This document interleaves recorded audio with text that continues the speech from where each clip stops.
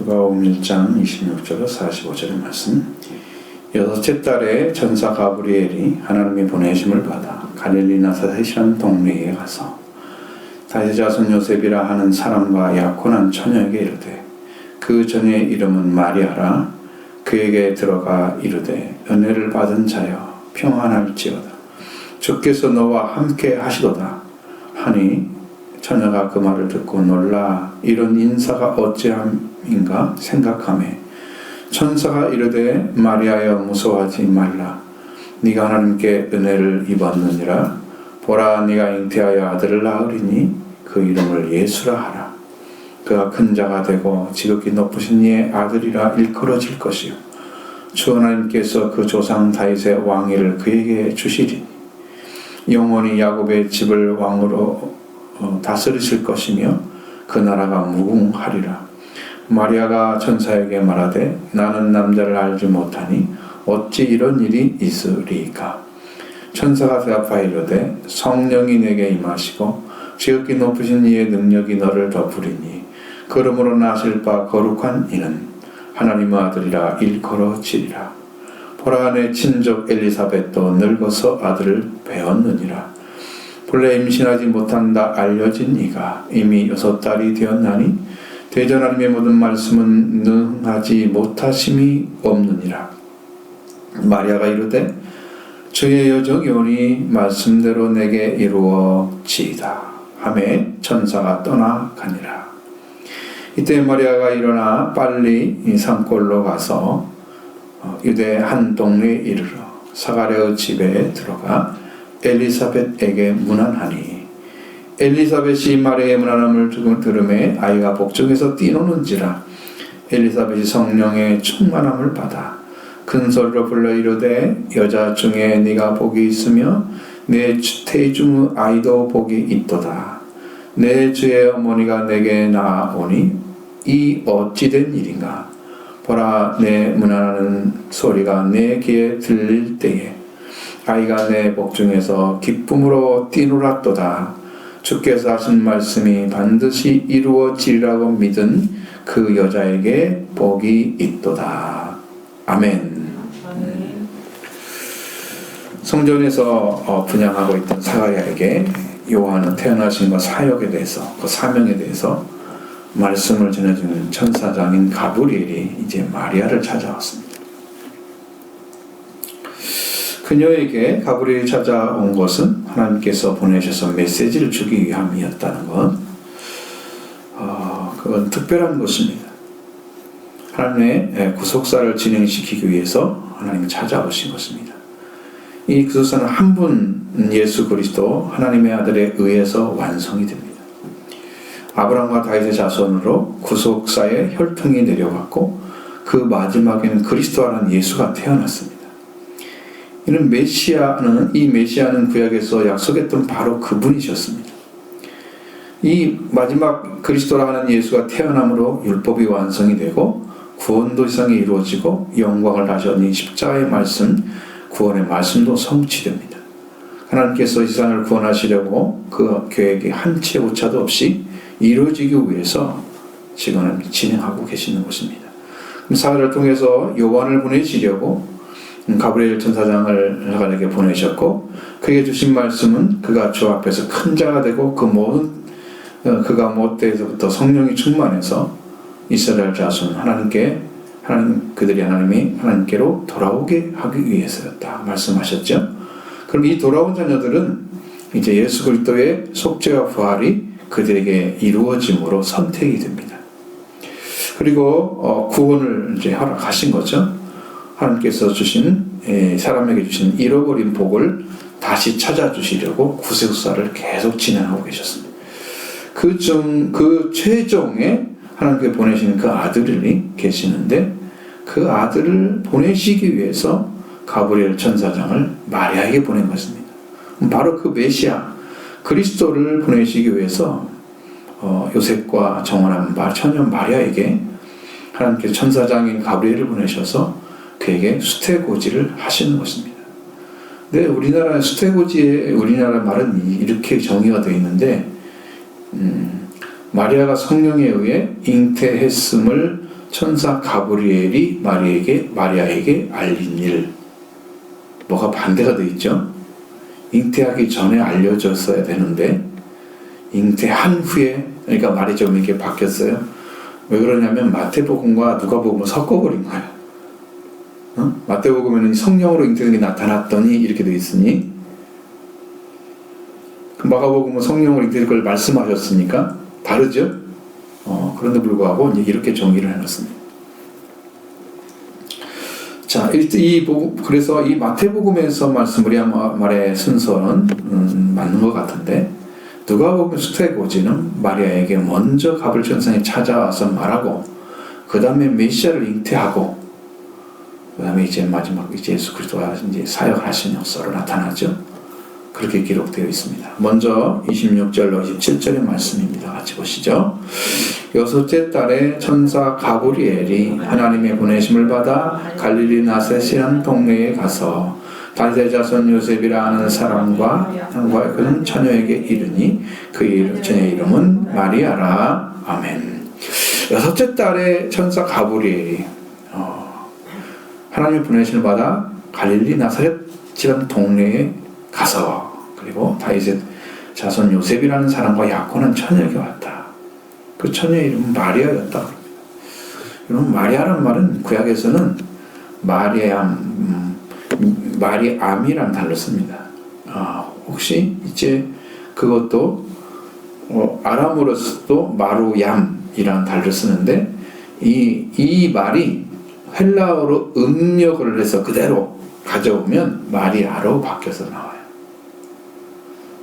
우리나라도 그렇게 바뀌죠. 언어가 많이 바뀌죠. 그런 것처럼 마리아는 높다는 뜻을 가지고 있습니다. 근데 이제 어원에서 보면 가장 사랑을 받은 것과 연결이 되어 있는데 정확하지가 않아요. 여섯 달은 그 어느 시점에서 여섯 달인가 하면 가브리엘이 사가랴에게 요한은 태어난 것 사명을 고지해주고, 그리고 사가랴가 요한을 잉태한 시점부터인 것을 우리가 충분히 알 수 있죠. 왜냐하면 그 앞에 성경과 연결을 시켜서 읽어봐야 되니까 충분히 알 수 있습니다. 여섯째 달에 사가랴에게 요한은 태어난 것 사명을 알려주신 후 여섯째 달이 되었는데, 그때 천사 가브리엘이 하나님의 갈릴리 나사렛 동네에 보내심을 받게 되는 거죠. 그리고 다윗의 자손이라 하는 사람과 약혼한 처녀에게 향했다고 나옵니다. 그들 향해서 이제 가고 있는 거죠. 그 처녀의 이름은 마리아였다. 그러면 하나님의 보내심을 받은 천사장 가브리엘이 그에게 하나님의 메시지가 그에게 있고, 그리고 그것이 뭐냐면 그가 가진 것이 말씀인데, 그 말씀은 레마를 가리키고 있습니다. 기록한 말씀이 아니고 선포하신 말씀이에요.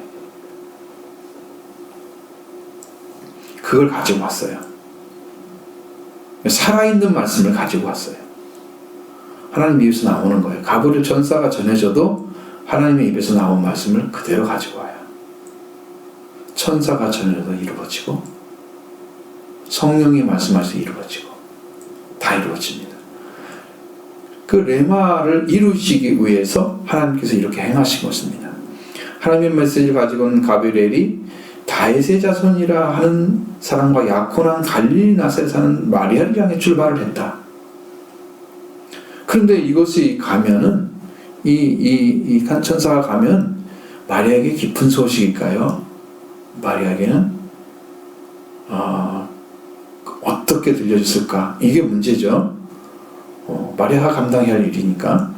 가브리엘이 마리아에게 향한 것은 한 개인 마리아에게 향한 것이 아니었다. 다윗의 자손 요셉과 약혼한 갈릴리 나사렛이라는 동네에 사는 마리아를 가리키고 있습니다. 개인의 마리아가 아닌 거예요. 그것을 먼저 보셔야 돼요. 하나님께서 선택하신 그 혈통에서 메시아가 태어나게 하신다는 거예요. 그게 중요한 사실이에요. 개인이 아니고 다윗의 자손 요셉이라 하는 사람과 약혼한 자였다. 그 관계가 없는 혈통이 아니라는 것을 말씀합니다. 이 말씀이 매우 중요한 단서를 가르쳐줍니다. 하나님께서 요셉이라는 사람의 그 조상의 혈통이 하나님의 구속사에 쓰임받았던 혈통입니다. 하나님께서 세워서 이루고자 하시는 그 뜻을 이루시기 위해서 아브라함의 혈통에서 시작이 됐습니다. 그런 회개하고 하나님이 주신 말씀을 따라서 하나님의 아들로 들어가는 길을 연 믿음의 조상이었습니다. 전혀 다른 위치예요. 그 후로 다윗이 혈통을 열었는데 그는 왕권을 가진 자로서 통치자의 길을 열었습니다. 그래서 창세기 1장 28절에 복을 완전하게 성취하시기 위해서 하나님의 창조하실 때 주셨던 복인 아들과 왕권을 인류에게 찾아주시기 위해서 메시아가 마리아를 통해 태어나게 하실 것을 말씀해 주는 거예요. 그래서 다윗의 자손인 요셉과 정혼한 처녀에게 온 것입니다. 마리아 개인에게 온 게 아니에요. 그러니까 하나님은 그 사람들을 하나하나를 불러서 회개시키고 하나님의 거룩한 혈통으로 들어가게 하시고 이 혈통이 이어져서 결국은 요셉까지 왔고 그 마지막은 사람의 혈통이 아니고 하나님이 직접 성령을 통해서 잉태시키는 권능을 행하셔서 주시는 거예요. 여자의 우선이죠. 그래서 남자가 없는 그를 주시기 위해서 지금 일하고 가시는 거예요. 그럼 오늘 우리를 또 이렇게 성탄절을 맞이하게 되는데 우리 성도들 안에도 이러한 아들과 왕권을 회복하신 은혜가 있는 요셉과 같은 자리에 세워진 것입니다. 그 여러분 마리아가 그거 볼 때는 마리아는 분명하게 여러분 우리와 다른 것이 있어요. 마리아는 실제로 자궁을 열어서 임신을 시킨다고 하는 말씀을 주셨어요. 그런데 우리 성경에는 그것이 안 나와 있어요. 번역이 안 된 거예요. 그리고 지금 여러분에게 영적으로 오셔서 잉태시키는 그 영적인 잉태는 부활의 주님이 오시면 여러분의 잉태가 되는 거예요. 지금은 성령으로 오신 거죠. 여러분의 그런 성탄절을 맞아서 그런 은혜를 받으시기를 간절히 바랍니다. 그가 천사에게 들어가서 인사를 했습니다. 28절 말씀 보십니다. 그에게 들어가 이르되 은혜를 받은 자여 평안할지어다. 주께서 너와 함께 하시도다 하니. 자, 가브리엘 천사장이 마리아에게 들어가서 말을 했습니다. 은혜를 받은 자여. 여기는 이제 원어로 보면 은혜를 받은 너요 이렇게 됩니다. 2인칭 단수 폭격으로 나와 있기 때문에 너라고 해야 됩니다. 근데 우리말로는 그렇게 하기 좀 이상하죠. 은혜를 받은 자요 이렇게 했어요. 하나님께서 은혜를 어떤 사람에게 주시느냐? 그런 은혜는요, 여러분 특별한 은혜가 있고 일반적인 은혜가 있어요. 일반적인 은혜는 하나님이 창조한 세계에 누구나 살 수 있도록 주시는 은혜예요. 창조 세계에 살고 있는 거. 죄인일지라도 다 살고 있어요. 이게 일반적인 은혜예요. 죄인 아닌 사람이나 죄인이나 똑같이 사는. 이게 일반적인 은혜예요. 예수 믿는 사람이나 안 믿는 사람 똑같이 사는. 이 세상에서 먹고 마시고 쓸 수 있는 거 제공해 주는 거, 그 모든 것이 하나님의 은혜입니다. 특별한 은혜는 개인적으로 혹은 공동체적으로 하나님께서 거기에 개입하셔서 일을 진행하시는 거예요. 그 은혜가 임해야 되는 거죠. 일반적인 은혜를 가지고 구원을 받으면 이 사람은 특별한 은혜로 들어오게 됩니다. 창조물을 통해서 하나님 계신 걸 알게 되면 말씀으로 들어오게 돼 있어요. 근데 그 일반적인 걸 가지고 들어온 사람들이 극히 적거든요. 자, 그래서 하나님께서 마리아에게 은혜를 주셨다. 하나님께서 특별하게 호의를 가지고 계신 것을 말하고 있습니다. 그에게 은혜를 받은 자여 평안할지어다. 이렇게 인사를 건넸는데 이 평안할지어다라는 단어가 카이로라는 말입니다. 이 동사는 기뻐하다, be glad, 즐거워하다, rejoice를 가리킨 단어예요. 그런데 왜 평안하다고 바뀌었을까요? 이게 평안할지어다라고 바뀌어서 쓰는 부분들이 있어요. 근데 여기는 기뻐할지어다 이게 맞는 거예요. 이게 정확한 거예요. 근데 우리 성경은 많은 것들이 조금 약간씩 번역을 이렇게 좀 다르게 해놔버리는. 그래서 이게 기뻐할 소식이야. 지금 평안할 것이 아니고 기뻐할 소식이란 말이에요. 지금.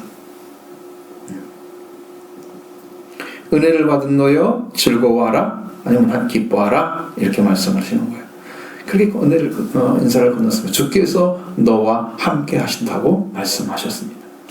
주님이 마리아와 함께 하고 있는 것은 마리아는 하나님과 관계가 올바른 관계가 되었습니다. 관계가 맺어진 거죠. 그녀에게 이미 속죄와 부활이 이루어졌다는 거예요. 그냥 된 게 아니에요. 그럼 예수님이 안 이루었는데요? 아니야. 구약에도 다 그렇게 이루어져. 신약에 있는 사람만 주는 게 아니고 그럼 구약에 어떻게 아브라함이 구원을 받아? 속죄와 부활이 없는데. 예수님이 이루실 걸 이미 다 가지고 있어요. 근데 이 땅에 이루셔서 올라가서 성령으로 모든 사람이 주시기 위해서 예수님이 이 땅에 이루신 거야. 그건 특별한 사람에게 개인적으로만 오게 되는 거야.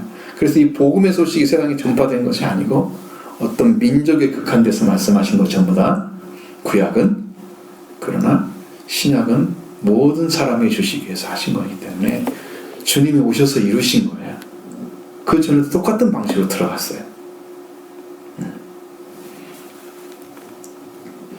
그러니까 그녀는 이미 예수 그리스도를 은혜가 그리스도가 이루셔야 할 은혜가 다 이루어진 거예요. 하나님과 특별한 관계가 이루어졌어요. 은혜를 받은 자요. 하나님의 호의를 가지고 계시는 거예요. 그에게 예수님을 잉태할 준비가 되었다는 거죠. 영적으로. 그리고 하나님의 아들 그리스도가 새 성령으로 잉태돼서 성육신으로 탄생하시는 것은 하나님만이 행하시는 기적입니다. 하나님이 행하실 수 있는 능력이고 권능입니다. 이렇게 행하실 준비를 은혜를 받은 자인 마리아에게 행하실 것이니까 기뻐하라고 말씀하시는 거예요. 여러분 이것이 기쁨의 소식이 되면 얼마나 좋겠어요? 정말 예수 그리스도의 오심이 여러분에게 기쁨이 된다고 하면 여러분은 은혜를 받은 자리에 들어간 것입니다. 주님이 오셔서 이 일을 행해 주시지 않으면 내가 주님이 오신 것 자체만으로도 어마어마한 역사적인 사건인데 그것이 역사로 끝나는 게 아니고 여러분 개인 한 분 한 분이 다 이루어지면 이 말씀이 들어오는 순간에 여러분의 심령이 살아있는 걸 알 수 있습니다. 주님이 일하신 걸 알게 됩니다. 살아있는 거죠. 주님이 오심을 여러분도 기뻐할 것입니다. 이 소식이 되어야 돼. 되는 것입니다. 그리고 하나님께서 시작된 구속사를 위해서 해야 할 자리에 이미 들어와 있다. 마리아에게 이렇게 선언해 준 거예요. 주께서 너와 함께 하시도다. 자, 이렇게 말씀하시면 그 하나님의 은혜를 잊고 그 은혜에 의해서 이미 마리아는 준비된 사람이었음을 말씀해 주고 있습니다. 그 말을 들은 마리아는 어떤 생각을 했을까요? 29절 말씀 보십니다. 처녀가 그 말을 듣고 놀라 이런 인사가 어찌함인가 생각하매. 아멘. 마리아는 그 천사 가브리엘 천사로부터 영문을 알 수 없는 말을 들었습니다. 그 전에 어떤 영감이라도 좀 이렇게 알고 있었으면 이게 놀라지 않을 텐데 전혀 알 수 없는 순식간에 찾아온 거죠. 아무런 놀람도 없이 무서움도 없이 침착하게 듣고 있는 것처럼 마치 보이죠. 이 말씀만 가지고 보면 그냥 놀랐다는 정도죠. 네, 이 말을 듣고 인사가 어찌하면 생각하는 것처럼 보이지만 이게 번역의 오류예요. 이렇게 됐습니다. 29절 말씀은 처녀가 그 말을 듣고 매우 당황하여 이런 인사가 어떤 종류인가 깊이 생각했다 이거예요. 저런 인사를 왜 하지 나한테 이렇게 이제 의아심을 가지고 있는 거예요. 이거 올바르게 진사를 한 게라고 보여지지 않아요. 그녀는 이 말을 듣고 매우 당황해서 가부천사에게 왜 나에게 이런 인사를 하는지, 어떤 종류의 인사인지 이제 생각을 하고 있는 거예요. 머릿속으로 괜히 막 돌아가죠. 이게 무슨 인사일까? 매우 당황했다고 합니다. 놀랄 정도가 아니고 매우 당황했습니다. 처녀는 가브리엘 천사장 인사를 듣고 이렇게 생각을 하고 있었습니다. 그러니까 그 말을, 그런 생각을 하고 있는 마리아에게 천사가 다시 말을 합니다. 30절로 33절의 말씀 보십니다. 천사가 이르되 마리아여 무서워하지 말라. 네가 하나님께 은혜를 입었느니라.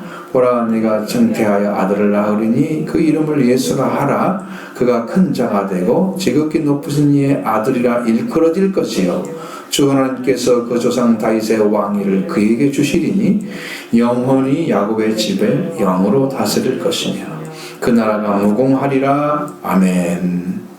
자, 천사가 말합니다. 이게 마리아여 무서워하지 말라. 네가 은혜를 입었다. 하나님께 은혜를 입었다. 매우 당황해서 무서워하고 있는 마리아에게 무서워하지 말라고 얘기합니다. 무서워 안 할 수가 없죠. 네가 하나님께 은혜를 입었다. 다시 확인시켜줍니다. 여러분, 이게 아브라함이 말씀을 받았어요. 예를 들어서 아브라함이 갑자기 어느 날 은혜를 받고 그 말씀을 받고 출발을 해서 회개를 시작해서 그가 아들을 얻어낸, 그것이 아니고 아브라함은 이미 갈대아로부터 회개를 시작해서 이제 하란 땅에 와 있는 그 아브라함에게 말씀이 임해서 회개가 이미 이루어진 상태에서 말씀이 임한 것입니다. 말씀은 회개하지 않은 자에게 임하지 않아요. 천사가 찾아온 일은 없어요. 그런 사람이. 그건 여러분이 기억을 하셔야 돼요.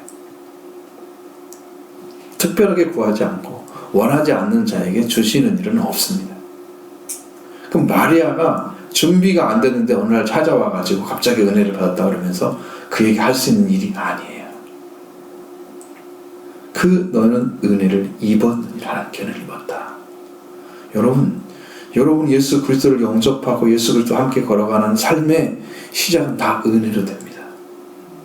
여러분의 노력이 아니에요. 그 은혜를 받아들이고 믿어드리는 삶을 구체적으로 살아가는 게 여러분의 신앙생활인 거예요. 나에게 가치도 없는데 하나님께 볼 때는 가치도 없어 티끌과 같은 존재인데 나를 생각하시고 나를 위해서 속죄를 다 이루시겠어. 독생자도 죽으시고 부활시켜서 나를 그렇게 큰 은혜 가운데 이끌어주시고, 다 이 하나님이 우리를 위해서 준비한 은혜예요. 우리 일방적으로 받았어요. 마리아도 뭘 준비했어요? 하나님을 믿는 믿음을 준비했어요. 받아들인 거예요. 하나님의 역사를 그는 받아들인 거예요. 그게 준비한 거예요. 그가 준비한 것은 특별한 어떤 행위를 한 게 아니에요. 마리아가 뭐 제사를 드렸다는 그런 게 없잖아요.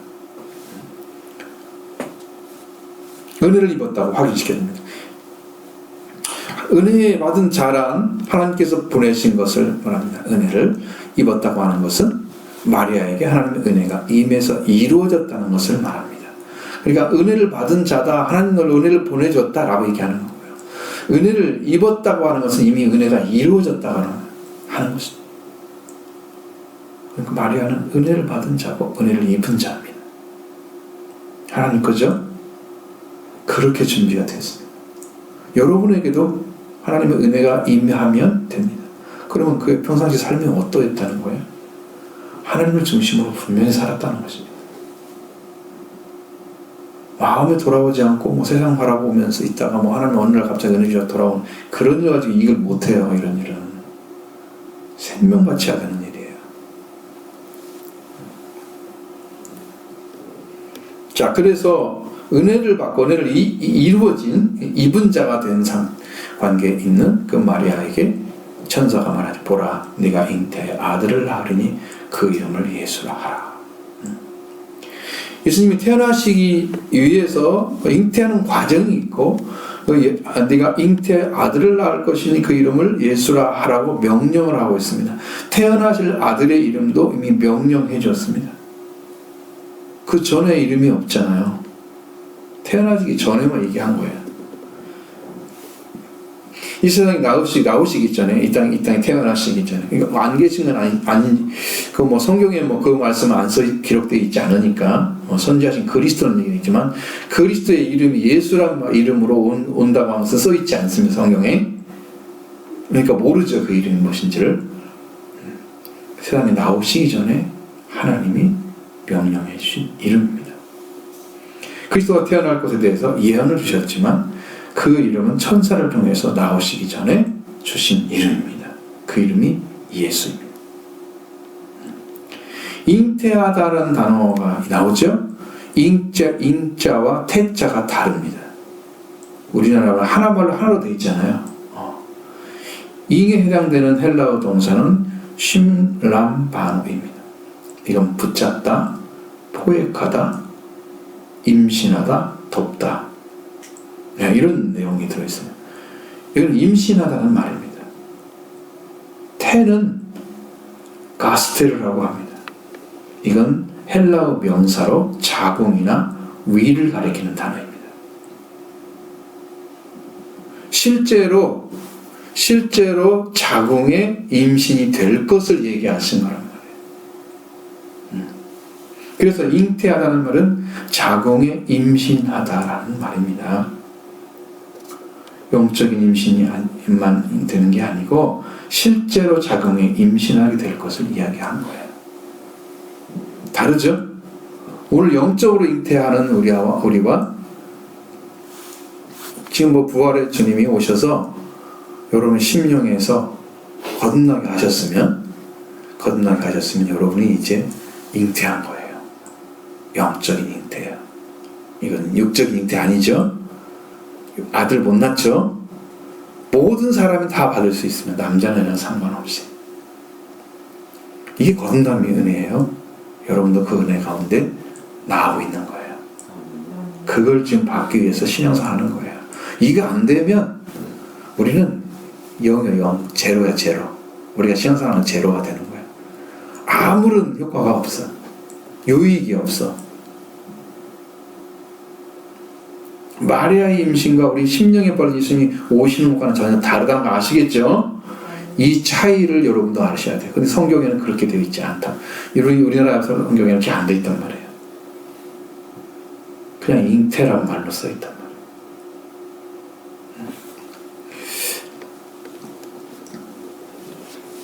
이렇게 좀 드러내서 얘기를 했으면 사람들이 말할 때 혼돈하지 않을 텐데 훨씬 정확하게 이해하고, 근데 큰 자가 된다고 말씀했습니다. 그는 사가랴에게는 가브리엘이 왔을 때 뭐라고 했어요? 요한에 대해서는 그는 주 앞에 큰 자가 된다고 하셨죠. 여기서는 주 앞에라는 단어가 쓸 수가 없습니다. 왜? 그분이 바로 그분이에요. 그분이 주기 때문에 큰 자가 되는 거예요. 뛰어난 자가 된다, 이 땅에서. 이 땅에 오시는 분, 하나님께서 보내신 그분이 이 땅에서 뛰어난 분이시다. 세상 사람으로 인해서 만들어진 그런 인격이나 그런 지혜나 그런 관계가 아니에요. 하나님 자신이 사람으로 오시는 거예요. 그 관계. 첫째 아담과 마지막 아담, 둘째 아담이 있죠. 첫째 아담도 성령으로 되셨죠. 왜? 모양은 사람인데 거기다가 생기가 들어왔잖아요. 둘째 아담은 성령으로 오셨잖아요. 그 생기가 하나님 숨을 가리키는 건데 여기는 성령으로 나타나셨습니다. 하나님의 생기가 성령으로 오신 거예요.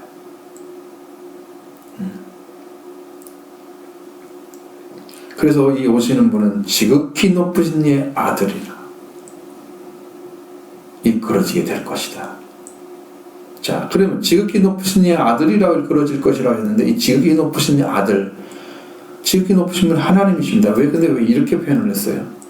그냥 하나님이라고 말씀하시면 되지. 태어나실 아기가 지극히 높으신 이의 아들이라고 불리어질 것이다. 그렇게 불리려고 하셨습니다. 그 아들의 역할을 하게 될 것을 말하고 있는 거예요. 그게 아들이란 말로 쓰지는 않았어요. 아들이라고 불려질 것이다 라고 얘기를 했어요. 그가 아들이다 이렇게 명령하지는 않았어요. 만경에서는. 또한 주 하나님께서 그 조상의 왕의 조상 다윗의 왕위를 그에게 주실 것이다 그랬습니다. 영원히 야곱의 집을 왕으로 다스릴 것이며 그 나라가 무궁하리라고 명령하셨습니다. 하나님께서 그 조상 다윗의 왕위를 그에게 주실 것이다. 그리고 그가 왕으로 야곱의 집의 왕으로 다스릴 것이고 그 나라가 끝이 없을 것이다. 어떻게 그렇게 하실 거라고 약속하셨느냐? 여러분, 이게 지금 사도행전 2장에서도 말씀하신 것 같은 내용이 들어있습니다. 다윗의 왕위를 주심에 대해서 시편 130편 11절로 18절 말씀에 기록된 것입니다.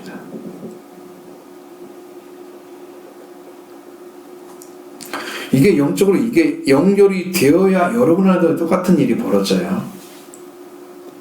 지금 주님 하신다고 하는 일이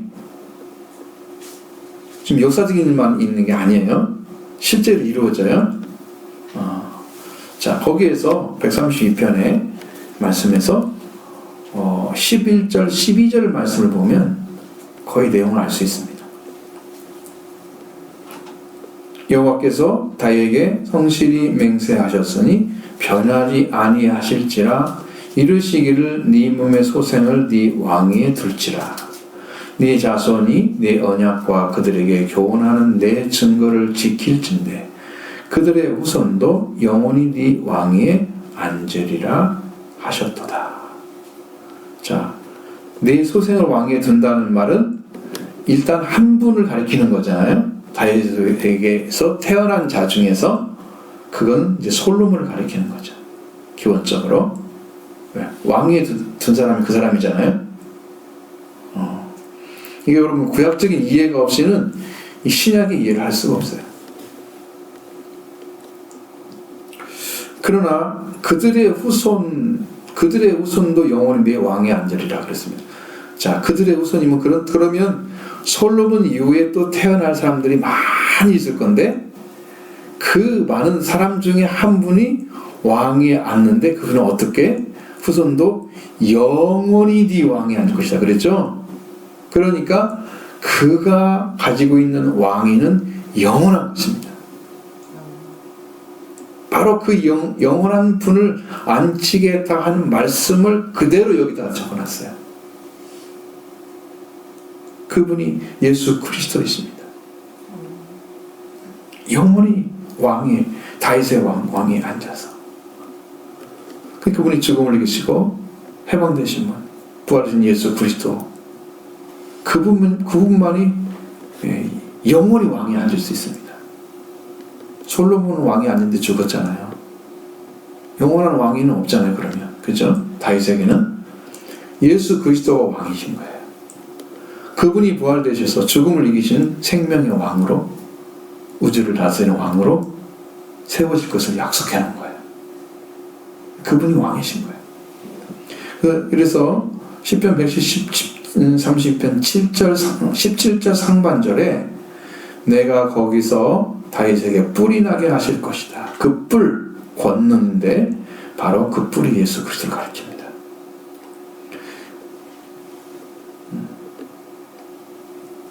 영원한 권능으로 다윗에게 태어난 자 중에 뿔은 예수 그리스도입니다.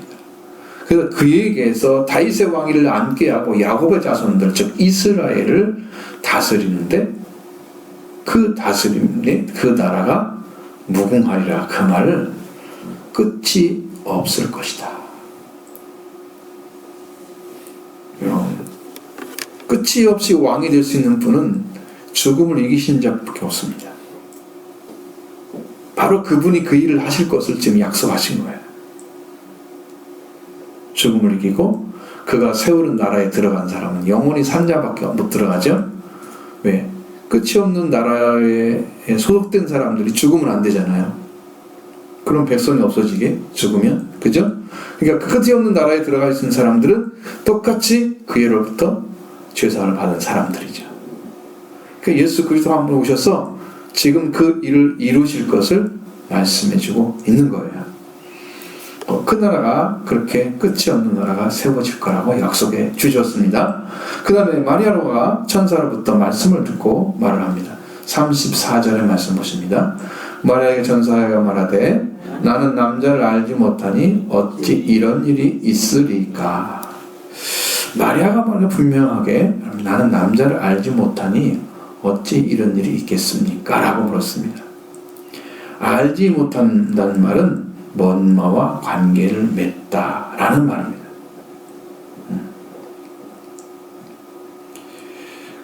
그런데 알지 못한다는 말로 바꾼 것은 알다라는 단어가 이제 알지 못한다는 말, 부정어로 바뀐 거예요.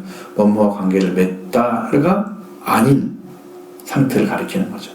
내가 남자와 관계를 맺지 못하니 어찌 이 일이 있겠습니까? 라고 물었습니다. 이 알다라는 단어는 기노스코라는 말입니다. 기노스코는 기본적으로 사물이나 상황을 감각적으로 또는 시각적으로 알아차리고 지각하고 인식하는 것이 원래 의미예요. 나중에는 이 단어가 경험하다라는 말을 바뀌었어요. 배우다, 알게 되다. 시간이 지나면 여러분 언어가 바뀌죠. 시간이 지나면 언어 뜻이 바뀌죠. 우리가 대강이라는 말이 옛날에는 굉장히 중요한 단어였어요. 대략적으로라는 말로 바뀌었잖아요. 그게 그런 의미가 아니었는데. 이게 우리 언어도 이게 바뀌죠. 언어가 점점 바뀌어서 다른 뜻을 의미하게 됩니다. 시대가 흘러가면. 근데 기노스코도 어떤 것이 됐냐면 경험하여 알게 되는 걸로 바뀝니다. 자, 그래서 이 말은 나는 남자를 실제로 경험하지 못했으니 어찌 이 일이 있겠습니까? 라고 얘기하는 거예요. 그러니까 앞에서 천사장이 가브리엘은 네 자궁에 임신하게 될 것이다. 이렇게 얘기했잖아요. 그러니까 마리아의 생각에는 남자가 없이는 임신을 할 수가 없는데, 남자 관계가 없으면 잉태할 수가 없는데 그건 불가능합니다. 라고 얘기한 거예요. 어찌 그런 일이 있겠습니까? 믿고 안 믿고 자원이 아니죠. 되고 안 되고를 말하고 있는 거예요. 자, 그러니까 그 아이가 하나님께서 보내신 아이라면 분명히 하나님께서 보내실 씨앗이 있어야 됩니다.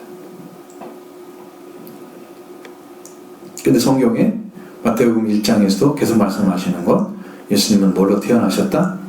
뭘로 잉태하셨다? 성령으로 잉태하셨다 라고 기록되어 있습니다. 그러니까 사람이 마리아의 자궁에 임신을 시키는 것은 남자가 필요한데, 남자가 아니라 하나님이 임신하게 하신다면 하나님도 씨앗을 주셔야 하잖아요. 그게 성령이에요. 성령을 받게 되면 예수 그리스도가 성령으로 오셔서 부활된 주님, 속죄의 주님이 우리 안에 다 오셔서 속죄와 부활을 완전히 이루시고 이제는 태워버리시는 거죠, 죄를. 그리고 부활시켜 주십니다. 영적으로. 그리고 영적으로 부활된 그 사람 안에 생명의 부활되신 주님이 씨앗이 되어주시는 거예요. 그게 바로 성령이에요. 예수님이 성령으로 오신 거예요. 여러분이 그래서 속죄와 부활의 은혜를 입어야만 잉태가 되기 때문에 이 길이 아니면 우리의 구원은 없는 거예요. 유월절도 최소한 거치지 않은 사람들은 없어요. 노아의 홍수에 방주가 몇 층으로 되어 있어요? 3층이잖아요. 1층은 유월절, 2층은 오순절, 3층 들어가면 초막절에 들어가잖아요. 그와 같이 해석할 수 있습니다. 그러니까 노아 홍수의 방주에 들어가면 최소한이 유월절 예수의 속죄와 부활을 입은 사람만이 구원에 이르는 거예요. 여기다 노아 방주를 지으라 그랬어요, 하나님께서. 그 여러분이 지금 이 은혜를 입고 빨리 들어와야 되잖아. 속죄하고 하려고. 그러니까 예수 그리스도가 이제 육체로 지금 잉태를 하셔야 되는데 이제 남자를 알지 못하는 마리아를 통해서 잉태하기가 불가능하잖아요. 그래서 마리아는 어찌 이런 일이 있겠습니까? 라고 물었어요. 자, 그 아이가 하나님께서 보내신 아이라면 분명 하나님께서 그 보내시는 씨앗이 있을 것입니다. 천사가 다시 말합니다. 하나님의 임재, 성령의 임재와 하나님의 능력이 덮으심으로 이루어질 것을 말씀해 주셨습니다. 35절로 37절의 말씀입니다. 천사가 대답하여 이르되 성령이 내게 임하시고 지극히 높으신 이의 능력이 너를 덮으시리니 이름으로 나실 바 거룩한 이는 하나님의 아들이라 일컬어지리라. 보라 내 친족 엘리사벳도 늙어서 아들을 배었느니라. 본래 임신하지 못한다 알려진 아이가 이미 6달이 되었나니 대저 하나님의 모든 말씀은 능하지 못하심이 없느니라. 마리아 이르되 주의 여정이 오니 말씀대로 내게 이루어지다 하매 천사가 떠나가니라. 아멘. 자, 천사가는 잉태에 대해서 하나님의 명령하신 말씀을 그대로 전해주고 있습니다. 천사가 대답하는 것은 성령이 내게 임하시고 지극히 높으신 이의 능력이 너를 덮으시리니 이러므로 나실 바 거룩한 이는 하나님의 아들이라 일컬어지리라. 하나님의 아들이라고 말하지 않죠. 일컬어진다고 그랬죠. 이분이 하나님이시기 때문입니다. 성령의 임재와 지극히 높으신 이의 능력이 덮으심으로 잉태될 것을 말씀해 주셨습니다. 하나님의 성령, 하나님의 영이죠. 하나님의 말씀입니다. 항상 있고 살아있는 말씀. 임재하는 말씀이 육신이 되었다는 것, 바로 성령으로 잉태되어 완전하게 세상에 태어난 예수 하나님의 독생자의 영광하신 하나님, 참비신 이가 말씀으로 오셨다는 거예요. 마리아의 심령 가운데 성령이 임재하시면 그게 말씀이에요. 이루어져요. 이러므로 성령이 마리아에게 임재하시는 것으로 이제 거룩한 생명이 마리아에 자궁에 임신하게 되는 것이에요. 그 성령이 그의 씨앗입니다.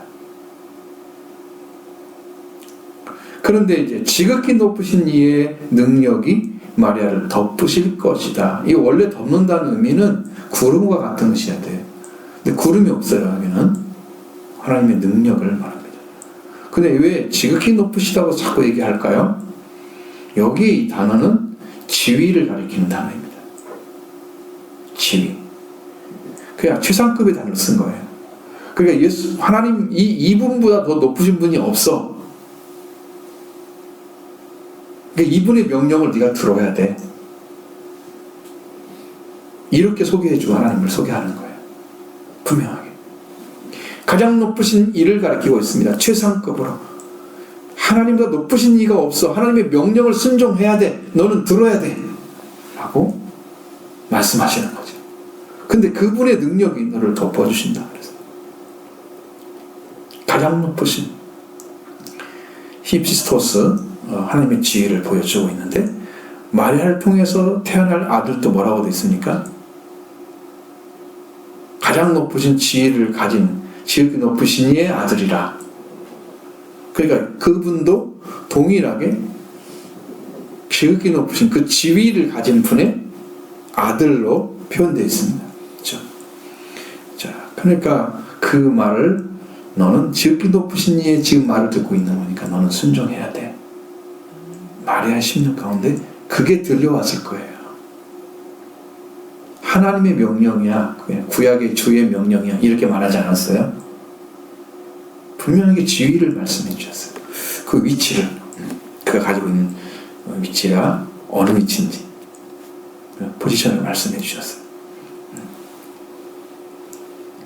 마리아를 통해 태어날 아들과 가장 높으신 이의 능력으로 덮으신 이의 지위가 통틀어서 가장 높은 지위를 가진 분이다. 그분의 말을 듣고 순종하는 것이 하나님을 믿는 것이다. 네가 은혜를 입은 사람으로서 해야 될 일이다. 그걸 강조하고 있는 것입니다.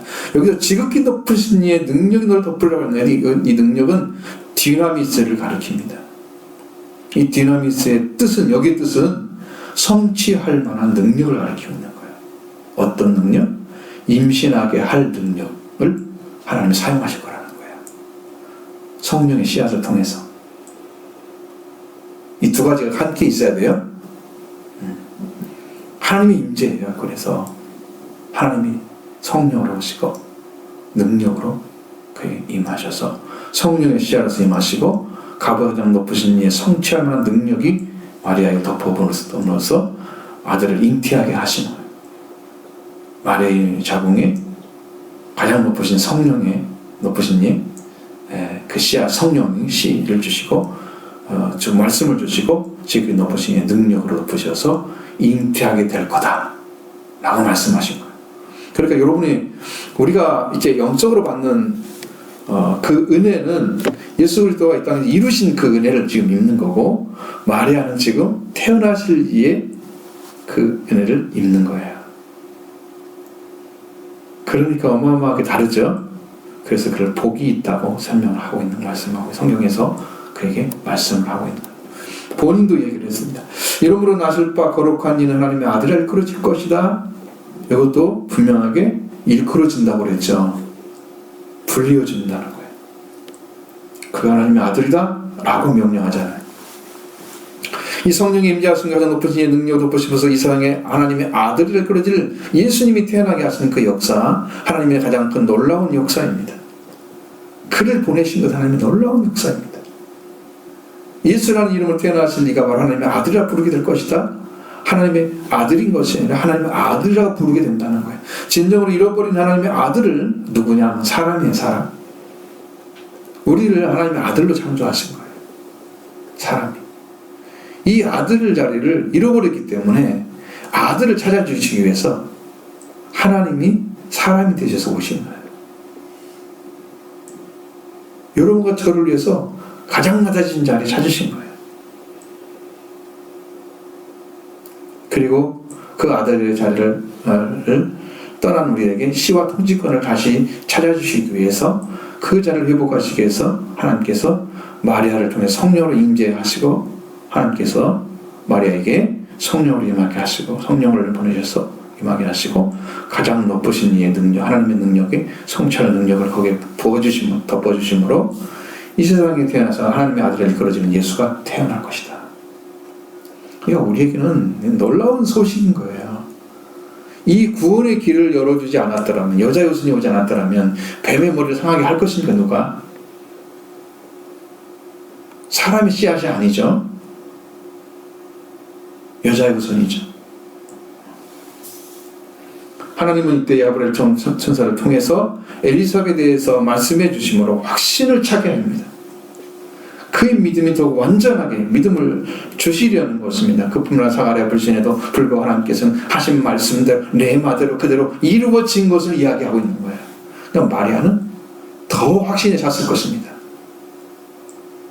보라, 내 친족 엘리사벳도 늙어서 이 아들을 임신했다 라고 말씀했습니다. 본래 임신하지 못한다고 불리어진 이가 이미 6달이 되었다. 하나님께서 행하십니다. 하나님께서 행하신 일입니다. 생명을 주심도 하나님이시고 찾아가신 이도 하나님이십니다. 하나님께서 요한을 주심도 그의 사명을 주심도 하나님이 하시는 일입니다. 그렇기 때문에 하나님의 모든 말씀은 능하지 못하심이 없다고 말씀하십니다. 사가랴의 불신에도 불구하고 그가 말씀을 불신을 하는 말을 하지 못하는 자를 세우시고 하나님 말씀대로 이루어지게 하신 거예요. 바로 이게 하나님의 모든 말씀, 하나님의 모든 레마입니다. 불가능하지 않기 때문이다. 원어에는 이렇게 됐습니다. 하나님의 모든 레마, 하나님의 나오는 말씀은 그대로 이루어진다. 불가능하지 않다. 응? 불가능한 것은 마리아에게 가장 불가능한 건 뭐예요? 남자가 없는데 잉태하는 거예요. 이게 안 믿어질 수 있잖아요. 내 입에서 나왔어. 지금 하나님께서 가브리엘을 통해서 말씀하셨어요. 하나님 입에서 나왔어요. 이 말씀은, 이 내마는 불가능하지 않다 할 수 있다는 거예요. 이 말씀이 들리면 여러분 안에도 이루어질 줄로 믿습니다. 우리가 이 말씀이 들려졌을 때 아멘으로 받죠. 그 말씀대로 이루어지를 고백하는 것입니다. 하나님의 입에서 나오는 말씀 레마를 전해주시고 그 말씀은 불가능하지 않다고 말씀하셨습니다. 반드시 그 말씀 입에 하나님 입에서 나오는 모든 말씀은 이루어진다. 이것이 우리 조상들이 믿었던 말씀이에요. 이 말씀을 믿음으로 인간의 말로 타락된 인간이 하나님 말씀으로 회복되는 거예요. 그래서 인간의 말을 하지 않고 불신의 말을 하지 않고 하나님 말씀을 선포하는 거예요. 이렇게 회복되어진 사람들을 사용하시는 거잖아요. 그런 마리아가 여기서 하나님 주신 말씀을 듣고 나서 어떻게 해야 되는가, 이게 중요한 거죠. 이 말씀을 들은 마리아는 주신 말씀대로 받아들이고 그 말씀대로 내게 이루어지기를 고백했습니다. 마리아는 주의 여정이오니 말씀대로 내게 이루어지다라고 고백했습니다. 마리아는 자신을 종으로 놓은 것입니다. 하나님의 말씀 레마에 대해서 자신을 종으로 놓고 그 말씀대로 그 레마대로 되기를 원합니다 라고 고백을 했습니다. 37절의 모든 하나님의 모든 말씀은 레마입니다. 거기도 38절의 말씀대로도 말씀 그것도 레마입니다. 로고스가 아니에요. 로고스는 기록한 말씀을 가리키는 거예요. 하나님의 입에서 나오는 말씀을 가리키고 있는 레마라고 가브리엘을 통해 전해질 말씀이 바로 그 레마인데 이 레마대로 이루어지기를 원합니다. 그렇게 종의 자리에서 말씀대로 이루어지기를 희고했던 마리아의 기원과 고백을 들은 천사가 떠나가게 됩니다. 여러분, 분명하게 마리아는 종의 자리에 세울 때까지 자기가 낮아진 걸 볼 수 있습니다. 그러니까 은혜를 입은 자의 사명들은요 이렇게 낮아져야 됩니다. 낮은 자리에. 그래야 말씀대로 순종합니다. 말씀하시면 그대로 이루어지기를 고백합니다. 나도 그렇게 되기를 원합니다. 고백합니다. 그렇게 되기를 기원합니다. 말씀대로 내게 이루어지이다. 고백합니다. 여러분 이 자리를 찾으셔야 됩니다. 은혜를 받고 찾으시길 바랍니다. 왜? 은혜 사모한 자에게 주시니까 사모하셔서 받고 그 은혜 안에 들어가야 되기를 바랍니다. 그리고 말이 달려간 곳은 어디냐? 약혼한 요셉이 아니고 바로 엘리사벳이 사는 곳이었습니다. 39절로 41절의 상반절의 말씀입니다. 이때 마리아가 일어나 빨리 산골로 가서 유대 한 동네에 이르러 사르 집에 들어가 엘리사벳에게 문안하니 엘리사벳이 마리아의 문안함을 들으매 아이가 복중에서 뛰노는지라. 아멘. 이 마리아가 빨리 이 산골로 가서 한 유대 동네에 이르렀다 그렇습니다. 그곳은 사가랴의 집이 있었고 그녀는 그에 들어갔습니다. 엘리사벳에게 문안을 했습니다. 마리아는 이제 가브리엘 천사에게 수세고지를 받은 달, 바로 그날이 이날에 이렇게 되어 있죠? 이날에 간 것입니다. 엘리사벳을 방문했습니다. 날짜는 이날이었다. 수세고지를 받은 날이었어요. 이날에 마리아가 일어나 열심히 울퉁불퉁한 산이 많은 곳으로 가서 원어대로 얘기하면 산이 그렇게 돼 있었어요. 산지가 많은 곳입니다. 거기에 가서 유대 한 동네에 들어가서 사가랴의 집에 있는 엘리사벳에게 문안을 했습니다. 자, 엘리사벳이 마리아의 문안을 들었을 때 아이가 복중에서 뛰놀았다고 합니다. 요한과 예수님과 세중에서 서로 알아보았을 것입니다. 왜? 성령으로 알게 되는 거죠. 오늘 말씀을 들었는데 달려갔는데 이미 잉태가 된 거예요. 어느 때 됐을까요? 주의 여정이오니 내게 말씀대로 이루어지이다 하고 고백을 했을 때 주었을 거예요. 이미 주었죠. 하나님 임하셨어요. 그래서 엘리사벳을 방문했을 때 태중에서 아이가 뛰놀았다. 말씀하고 있습니다. 엘리사벳의 귀를 통해서 마리아의 문하는 소리, 인사하는 소리가 들려왔어요. 요한이 태중에서 뛰놀았다. 태중에서 주님을 알아보았다는 거예요. 마리아 혼자 왔으면 아무 의미가 없잖아요. 잉태한 마리아가 왔기 때문에 문제인 거죠. 그 뛰놀았죠. 성령으로 알았다는 거예요. 아이가. 태중에 뛰놀았다는 말은 껑충껑충 뛰었다는 의미로 나와 있는데, 태중에 뛰어봤자 뭐 그냥 거기서 거기지 얼마나 뛰었겠어요? 기쁨을 의미합니다.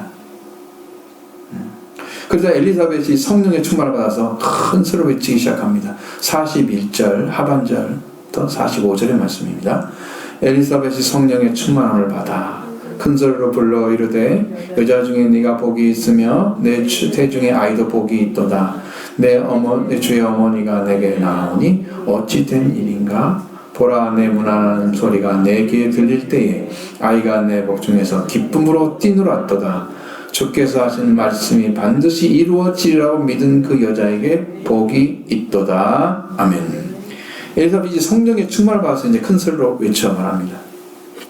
여자 중에 네가 복이 있다. 태중에 아이도 복이 있다. 외쳤어요. 분명히 태중의 아이죠. 그날 왔는데 지금 태중의 아이가 있다고 얘기합니다. 여러분, 우리가 잉태한 첫날에 가가지고 병원에 가는데 애가 있다고 얘기하겠어요? 모르겠어요? 못하죠? 모릅니다. 좀 지나야 압니다, 이게. 근데 그날 갔는데 그냥 알아보는 거예요. 성령이 아니고서야 어떻게 알겠습니까? 모든 생명은 복이 있는 것입니다.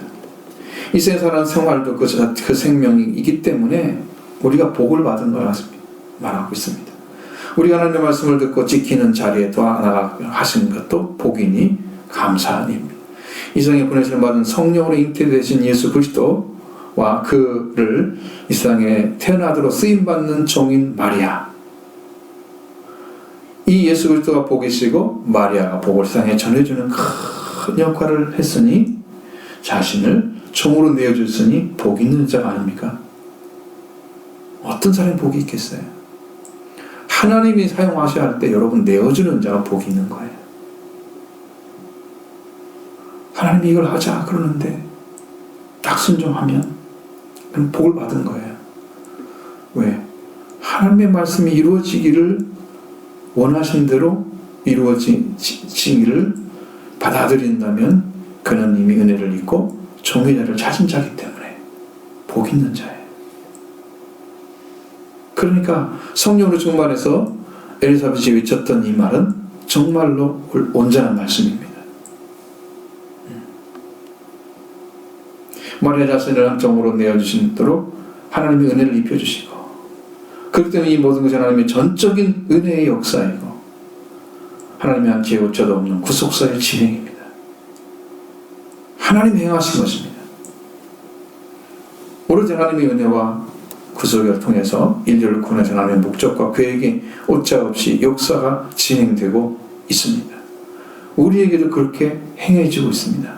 지금 여러분들이 믿고 있는 믿음도 동일한 거예요.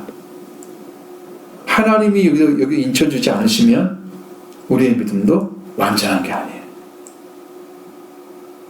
하나님이 복을 주신 거예요. 우리가 이렇게 마리아의 몸을 통해서 이 세상에 오신 메시아를 구주로 믿는다면 바로 우리는 하나님의 말씀을 믿는 것입니다. 왜 그럴까요? 하나님이 내마로 주신 말씀, 주시겠다고, 이렇게 아이를 낳게 하겠다고, 하나님의 아들로 이끌어지겠다고 약속하신 말씀을 받았잖아요, 마리아가. 그 성경에 기록되어 있어요. 그러면 그분을 통해서 왔다는 사실을 믿는 것도 믿음인 거예요. 그게 말씀이니까. 이렇게 복으로 오신 예수 그리스도를 믿고 그를 통해서 복을 받은 자가 되었습니다. 우리도 이미 복을 받은 자입니다. 예수님이 복이잖아요. 예수님 왕과 아들 다 되시죠? 제사장 되시죠? 선지자 되시죠? 대제사장 되시죠? 우리의 형제로 부활되셨죠? 우리가 친구가 되어주셨죠? 우리가 신부가 되게 하셨죠? 우리가 다 받은 거예요. 다 받은 거예요.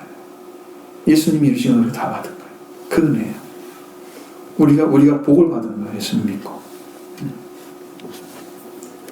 내 주 어머니가 내게 나오니 어찌 된 일인가? 분명한 것은 엘리사벳 성령이 충만해서 외쳤던 말이니까. 내 주의 어머니라고 호칭으로 호칭도 하나님께서 알게 해준 호칭입니다. 내 주라는 엘리사벳이 구원을 받아야 할 주님이라고 믿음의 고백인 거예요. 내 주.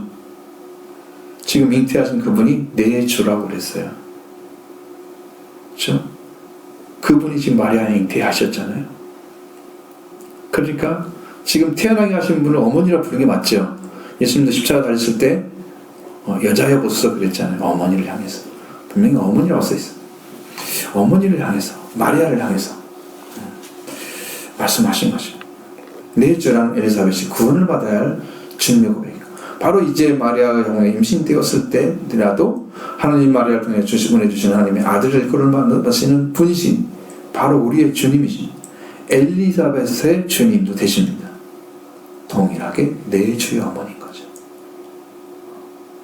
그 내 주의 어머니란 주님이 이 세상에 보내심을 받는데 이 세상에 태어나던 역할을 허락하신 하나님의 역사임을 알고 마리아를 향해서 내 주의 어머니라고 얘기한 것입니다. 그러니까 주님이 그가 태어날 것을 모르고 말한 것이 아니고 이미 알고 말한 것입니다. 그러니까 내 주의 어머니가 바로 내 앞에 나오니 어찌된 일인가? 이 어찌된 일인가? 내 주의 어머니가 내게로 온 어찌된 일인가? 그녀가 나에게로 오는 것 참으로 하나님의 은혜부터 시작된 이치인 것을 고백했습니다. 하나님께로부터 보낸 거구나. 기가 막힌 일이다 라는 거예요. 상상도 못한 일이라는 거예요. 어찌된 일인가라는 것은 상상도 못한 일이 지금 벌어지고 있다. 그 고백인 거예요. 못 믿어서 하는 말이 아니에요. 보라 내 무난한 소리가 내 귀에 들릴 때 아이가 내 복중에 티풍으로 뛰놀았다고 말합니다. 마리아의 인사하는 음성이 엘리사벳의 귀에 들릴 때 아이가 내 복중에서 태중에서 기쁨으로 뛰놀았다고 고백하는 거예요. 성령으로 알았습니다. 요한이 예수님의 잉태를 알고 엘리사벳의 복중에서 뛰노는 것을 말하고 있습니다. 그럼 엘리사벳은 주께서 하신 일이 반드시 이루어지라고 믿은 그 여자에게 복이 있다고 외쳤습니다. 자, 이것이 또 하나의 은혜예요. 주님으로부터 받은 말씀이 완성되리라고 믿은 그들에게 복이 있다고 외친 거예요. 여러분, 이게 말씀을 듣는 것하고 말씀을 받은 것하고 달라요. 받은 말씀만 힘이 되고 능력이 되고 이루어지는 거예요. 들은 말씀이 완전한 게 아니에요. 초청받았다고 구원받은 게 아니에요. 택함 받아서 속죄와 부활이 내게 이루어져야 구원이 되는 거예요. 그냥 교회 다닌다고 구원이 아니에요. 그걸 지금 초청받은가 여러분 들어오라고? 주님의 속죄와 부활이 이루어지면 선택받은 거예요. 그게 주님이 하나님께서 우리를 하나님 나라로 이끌어가는 방식이에요. 속죄와 부활을 통해서 딱 붙들어 가지고 그를 하나님의 아들로 자녀로 삼으시고 하나님 나라로 인도하시는 거예요. 초청하는 방식이에요. 그렇게 이루어지면 돼요. 이 주의 여종이오니 말씀대로 레마대로 이루어지다고 고백한 마리아, 이 고백한 것이 바로 마리아의 고백이 예수 그리스도를 보내신다고 하나님의 뜻을 받아들인 거죠. 인정한 거죠. 그럼 그대로 이루어져야 되죠. 그 자리에 서서 그 고백을 했던 것과 같이 이 엘리사벳이 성령이 충만해서 큰 소리를 외친 대로 주님께서로 받은 말씀이 완성되리라고 믿은 자는 복이 있다 라고 얘기했습니다.